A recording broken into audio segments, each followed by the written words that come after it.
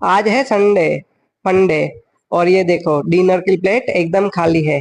आज की डिनर बनाने की जिम्मेदारी मेरी है। तो चलो बनाते हैं कुछ इंदौरी स्टाइल पोहे। इंदौरी स्टाइल पૌવા માટે મેં એક કઢાઈમાં તેલ લઈ લીધું છે અને સિંગદાણાને સરસ મજાના ક્રિસ્પી થાય ત્યાં સુધી તળી લીધા છે।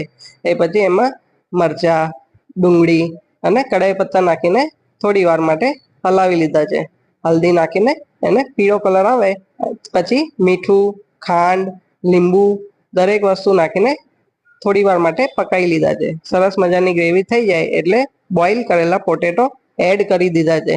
બોઇલ કરેલા પોટેટો એડ કર્યા પછી એને સરસ રીતે હલાવી લેવાનું છે। પૌવાને પાણીમાં પલાળી લેવાના છે। 5 મિનિટ પૌવા પલળી જાય પછી એમાં એડ કરવાની છે રેડી કરેલી મસાલા ગ્રેવી। આ મસાલા ગ્રેવી અને પૌવાને સરસ રીતે મિક્સ કરી લેવાના છે અને એને 2 મિનિટ માટે છોડી દેવાના છે।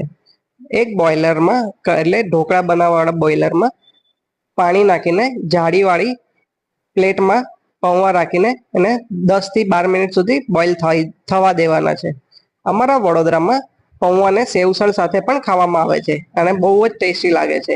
ઓલમોસ્ટ અમારા પૌવા બફાઈને રેડી થઈ ગયા છે, છૂટા પડી ગયા છે।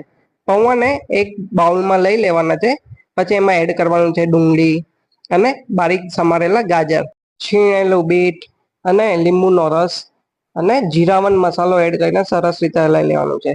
મસાલા બુંદી અને રતલામી સેવને એડ કર્યા પછી ઓલમોસ્ટ રેડી છે અમારા ઇન્દોરી પૌવા। લાસ્ટ ટાઈમ હું જ્યારે અમદાવાદની વિઝિટ કરી હતી ત્યારે મારો શાળા વિશાલભાઈ મને દહીં બુંદી ટેસ્ટ કરાવવા લઈ ગયો હતો।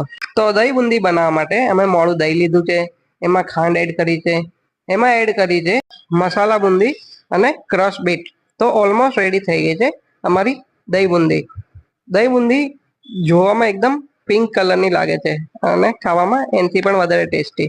ઓલમોસ્ટ અમારી પ્લેટમાં રેડી સર્વ થઈ ગયું છે। પપ્પા ટેસ્ટ કરી રહ્યા છે, પપ્પાને ખૂબ સારું લાગ્યું છે અને મમ્મીએ પણ ટેસ્ટ કરીને કહ્યું વેરી ગુડ, વેરી નાઇસ।